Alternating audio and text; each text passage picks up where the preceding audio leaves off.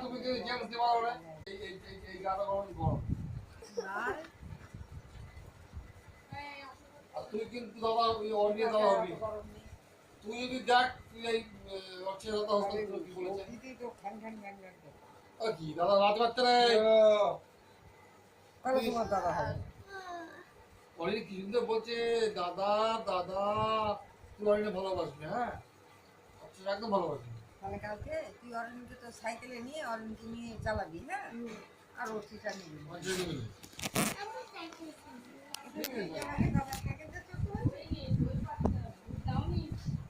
গরম করি তো ওই পাত্র